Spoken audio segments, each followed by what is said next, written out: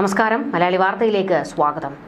ശ്രീനഗറിലെ പോലീസ് സ്റ്റേഷനിൽ നടന്ന ആക്രമണത്തിന്റെ കൂടുതൽ വിവരങ്ങൾ പുറത്തേക്ക് വരികയാണ്. വലിയ ട്വിസ്റ്റാണ് ഈ സ്ഫോടനത്തിൽ സംഭവിച്ചിരിക്കുന്നത്. സ്ഫോടക വസ്തു പരിശോധിക്കുന്നതിനിടയിലാണ് അപകടം സംഭവിച്ചതെന്ന് പോലീസ് പറഞ്ഞുവെങ്കിലും ജയ്ഷെ ഗ്രൂപ്പിന്റെ PAFF എന്ന സംഘടന വീണ്ടും രംഗത്ത് വന്ന് ഇത് നടത്തിയത് തങ്ങളാണ് എന്ന് ആവർത്തിക്കുന്നു. ഇതിനു മുൻപ് കശ്മീരിൽ നടന്നിട്ടുള്ള പല ആക്രമണങ്ങളിലും പങ്കുള്ള ഗ്രൂപ്പാണ് PAFF. ശ്രീനഗറിലെ പോലീസ് സ്റ്റേഷനും അതുപോലെ തന്നെ ആഭ്യന്തര മന്ത്രാലയവും ഒരു കുറിപ്പ് പുറത്തിറക്കിയിരുന്നു. അതായത് ഈ ആക്രമണത്തിൽ ഭീകരാക്രമണം സംശയിക്കേണ്ടതില്ല, ഇത് പരിശോധന നടത്തുന്നതിനിടയിലാണ് പൊട്ടിത്തെറിച്ചത് എന്ന്. എന്നാൽ ഈ ആക്രമണത്തിന് പിന്നിൽ തങ്ങൾ തന്നെയാണ് എന്ന് ഈ ഗ്രൂപ്പ് വാദിക്കുകയാണ്. എന്താണ് ഇതിന് പിന്നിൽ നടക്കുന്നത് എന്നുള്ളതാണ് ഇപ്പോൾ ഒരു ചോദ്യമായി നിൽക്കുന്നത്. എന്തായാലും PAFF എന്ന ഗ്രൂപ്പ് അത്ര നിസ്സാരക്കാരല്ല. 2023 രജൌരിയിൽ ഉണ്ടായ ഭീകരാക്രമണം, 2024 ഗുൽമാർഗ് ഭീകരാക്രമണം, 2024 തന്നെ നടന്ന പൂഞ്ച് ഭീകരാക്രമണത്തിൽ സൈനികരെ കൊലപ്പെടുത്തിയതുൾപ്പെടെ നിരവധി ആക്രമണങ്ങളുടെ പിന്നിലുള്ള പീപ്പിൾസ് ആന്റി ഫാസിസ്റ്റ് ഫ്രണ്ട് എന്ന PAFF ഗ്രൂപ്പ് അത്ര നിസ്സാരമല്ല. അവരെ ചെറുതായി കാണാനും കഴിയില്ല. ഇവരാണ് നൌഗാം പോലീസ് സ്റ്റേഷൻ ആക്രമിച്ചതെന്ന് വാദിക്കുമ്പോൾ കേന്ദ്രം ഇതിനെ തള്ളിക്കളയുകയാണ്. എന്നാൽ ഈ PAFF ഗ്രൂപ്പ് ഇപ്പോൾ പറഞ്ഞുകൊണ്ടിരിക്കുന്നത് ഇന്ത്യയുടെ ഭരണകൂടം നാണക്കേട് കൊണ്ട് ഇത് മറച്ചു വെക്കുന്നു എന്നാണ്. അതായത് ഡൽഹി ആക്രമണം നടന്നതിന് പിന്നാലെ നടന്നിരിക്കുന്ന ശ്രീനഗർ ആക്രമണം സർക്കാരിന് വലിയൊരു തിരിച്ചടിയാകുന്നത് കൊണ്ട് അവർ ഇത് മൂടിവെക്കുകയാണ് എന്നാണ്.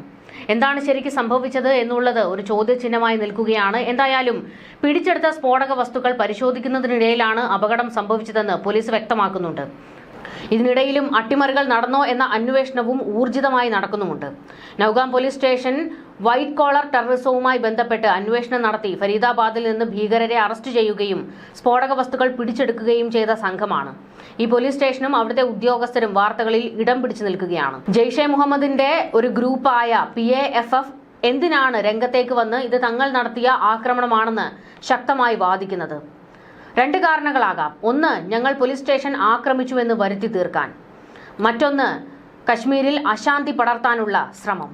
എന്താണ് ഇതിന് പിന്നിലുള്ളത് എന്നുള്ളത് വ്യക്തമായി പുറത്തേക്ക് വരേണ്ടിയിരിക്കുന്നു. എന്നാൽ മറ്റു പല കോണിൽ നിന്ന് വരുന്ന സംശയങ്ങളുണ്ട്. വൈറ്റ് കോളർ ടെററിസത്തിൽ കശ്മീർ കേന്ദ്രീകരിച്ച് ചില ഭീകര സംഘങ്ങൾ പ്രവർത്തിക്കുന്നുണ്ട്. ഇവരിലേക്ക് അന്വേഷണം എത്തുന്നതിന് വേണ്ടിയാണ് എന്നുള്ളതാണ്. അതായത് ഇപ്പോൾ ശ്രീനഗറിൽ നടന്ന ആക്രമണവുമായി ബന്ധപ്പെട്ട് ഭീകരാക്രമണം സംശയിക്കുകയാണെങ്കിൽ കശ്മീരിൽ വ്യാപക അന്വേഷണത്തിലേക്കും റെയ്ഡിലേക്കും പോലീസ് സംഘത്തിനും സൈന്യത്തിനും ഇറങ്ങേണ്ടി വരും. ഇത് ഇപ്പോൾ കശ്മീരിലുള്ള ഈ ഭീകരർ മറ്റെവിടേക്കെങ്കിലും രക്ഷപ്പെടുന്നതിന് കാരണമാകും.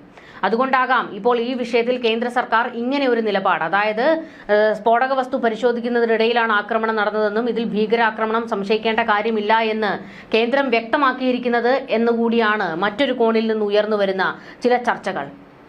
അന്വേഷണം മുറുകിയാൽ എന്തായാലും ഇതിന്റെ കൂടുതൽ വിവരങ്ങൾ പുറത്തേക്ക് വരും. സ്ഫോടനത്തെക്കുറിച്ചുള്ള പ്രാഥമിക അന്വേഷണത്തിൽ സുരക്ഷാ ഏജൻസികൾ പരിശോധിക്കുന്ന 2 കോണുകൾ വെളിപ്പെടുത്തിയിട്ടുണ്ട്. പോലീസ് സ്റ്റേഷനിൽ നിന്ന് പിടിച്ചെടുത്ത 350 കിലോഗ്രാം അമോണിയം നൈട്രേറ്റ് സീൽ ചെയ്യുന്നതിലും കൈകാര്യം ചെയ്യുന്നതിലും ഉണ്ടായ ഒരു പിഴവാണ് സ്ഫോടനത്തിലേക്ക് നയിച്ചത് എന്നാണ് ചിലർ പറയുന്നത്. അമോണിയം നൈട്രേറ്റ് ഒരു സെൻസിറ്റീവ് രാസവസ്തുവാണ്. തെറ്റായി കൈകാര്യം ചെയ്യുന്നത് പോലും മാരകമായ അപകടങ്ങൾ ഉണ്ടാക്കും. മറ്റൊരു ഘടകം ഒരു തീവ്രവാദ ഗൂഢാലോചനയാണ്. അത് അന്വേഷിച്ചുകൊണ്ടിരിക്കുകയാണ്. മുൻപ് നിയമവിരുദ്ധ പ്രവർത്തനങ്ങൾക്ക് ഉപയോഗിച്ചിരുന്നതായി സംശയിക്കപ്പെടുന്ന പിടിച്ചെടുത്ത കാറ് പോലീസ് സ്റ്റേഷൻ വളപ്പിൽ പാർക്ക് ചെയ്തിരുന്നു. ഈ കാറിൽ IED സ്ഥാപിച്ചിരുന്നതായും അത് പൊട്ടിത്തെറിച്ചതാകാം ആക്രമണത്തിന് കാരണം എന്നുള്ള ചില സംശയങ്ങളൊക്കെ ഉരുത്തിരിഞ്ഞ് പുറത്തേക്ക് വരുന്നുണ്ട്. നൌഗാം പോലീസ് സ്റ്റേഷൻ നിലവിൽ ഒരു അന്തർ സംസ്ഥാന ഭീകരവാദ സംഘടനയുമായി ബന്ധപ്പെട്ട ഒരു പ്രധാന കേസ് അന്വേഷിച്ച് വരികയാണ്. സംഭവവുമായി ബന്ധപ്പെട്ട് നിരവധി റെയ്ഡുകളും അറസ്റ്റുകളും ഇതിനോടകം തന്നെ നടന്നിട്ടുണ്ട്. ഈ സമയത്താണ് ഈ സ്ഫോടനം നടന്നിരിക്കുന്നതും. NIA, special operations group, bomb squad തുടങ്ങിയ സംഘങ്ങൾ സ്ഫോടനം നടന്ന സ്റ്റേഷനിലെത്തി പരിശോധനകൾ നടത്തിയിരുന്നു.